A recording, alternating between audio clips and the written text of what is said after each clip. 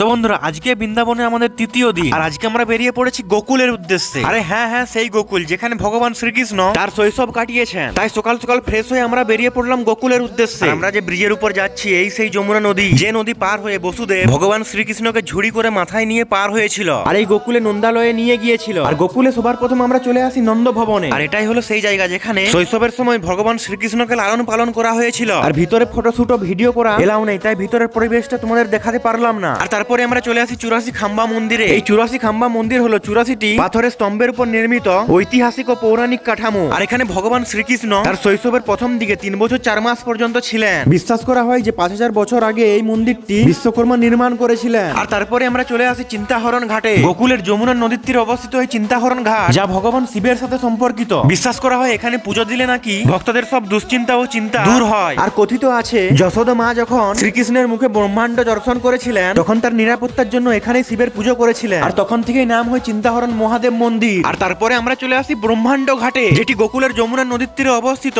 একটি অত্যন্ত পবিত্র ও ঐতিহাসিক স্থান। এটি সেই স্থান যেখানে শিশু কৃষ্ণ মাটি খাওয়ার পর যশোদা মায়ের অনুরোধে সে মুখ হা করতে যশোদা মা তার মুখের ভেতর সমগ্র বিশ্ব ব্রহ্মাণ্ড দর্শন করেছিলেন। আর এখানে দর্শন হয়ে গেলে আমরা চলে আসি গোকুলের সবথেকে ফেমাস একটি জায়গা রমন রেতি, যেখানে ভগবান শ্রীকৃষ্ণ বলরাম ও তার সখাদের সাথে বালির উপর খেলাধুলা করতেন। রমন কথার অর্থ হলো আনন্দ, আর রেতি কথার অর্থ হলো বালি। আর এই পবিত্র বালিতে কৃষ্ণ রাধার সঙ্গে দেখা করেছিলেন। আর এই মাটিতে গোড়াগড়ি দিলে ভক্তরা অনুভব করেন যে তারা সরাসরি কৃষ্ণর লীলার স্পর্শ পাচ্ছেন। এটি অহংকার বিসর্জন দিয়ে ঈশ্বরের কাছে শিশু সুলভ সারল্যে ফিরে যাওয়ার একটি মাধ্যম। তো বন্ধুরা, এভাবেই করলাম আমরা গোকুল ভ্রমণ। তো বন্ধুরা, ভিডিওটা তোমাদের কেমন লাগলো অবশ্যই কিন্তু কমেন্টে জানাও। আর তোমরা কারা কারা বৃন্দাবনে আসছো, আর বৃন্দাবন এলে গোকুল কিন্তু তোমাদের আসতেই হবে। চলো আজকের মতো ভিডিওটা এখানে রাখছি, দেখা হচ্ছে চলো নেক্সট ভিডিওতে। আর ভিডিও শেষ করার আগে সবাই আমার সঙ্গে বলো রাধে রাধে।